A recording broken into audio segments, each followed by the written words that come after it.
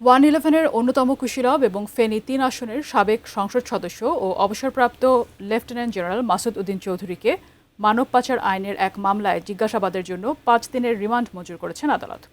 মঙ্গলবার বিকেলে শুনানি শেষে ঢাকার chief metropolitan magistrate Amirul Islam জুনায়েদের আদালত এই আদেশ দেন। বিস্তারিত শেখর আজাদের রিপোর্টে।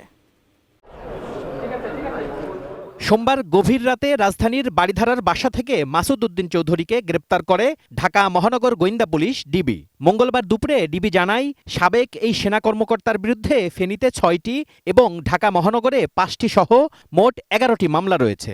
মাসুদ উদ্দিন চৌধুরীর বিরুদ্ধে ফেনী জেলায় 6টি, ঢাকা মেট্রোপলিটন এলাকায় 5টি, মোট 11টি মামলার তথ্য এই পর্যন্ত আমরা পেয়েছি।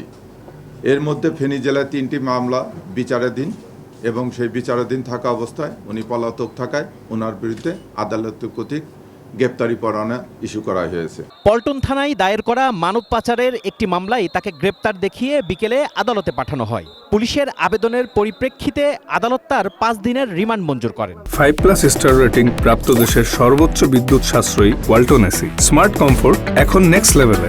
মালয়েশিয়াতে রিক্রুটিং এজেন্সির মাধ্যমে সরকারের নির্ধারিত টাকার চেয়ে কয়েক গুণ বেশি টাকা তারা সেই বিদেশ গমনোচ্ছুদের থেকে যারা বিদেশ চাকরি নিয়ে গিয়েছিল 24,000 কোটি টাকা তারা বিভিন্নভাবে তারা গ্রহণ করে।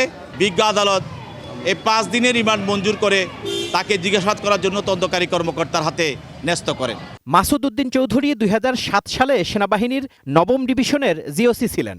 1/11-র পট পরিবর্তনে গুরুত্বপূর্ণ ভূমিকা রাখা এই সেনা কর্মকর্তা ছিলেন গুরুতর অপরাধ দমন সংক্রান্ত জাতীয় সমন্বয় কমিটিরও সমন্বয়ক। 2008 সালে অস্ট্রেলিয়ায় বাংলাদেশের হাই কমিশনার নিযুক্ত হন তিনি। অবসর গ্রহণের পর ব্যবসায় যুক্ত হন এবং জাতীয় পার্টির মনোনয়নে 2018 এবং 2024 সালে ফেনী 3 আসন থেকে সংসদ সদস্য নির্বাচিত হন।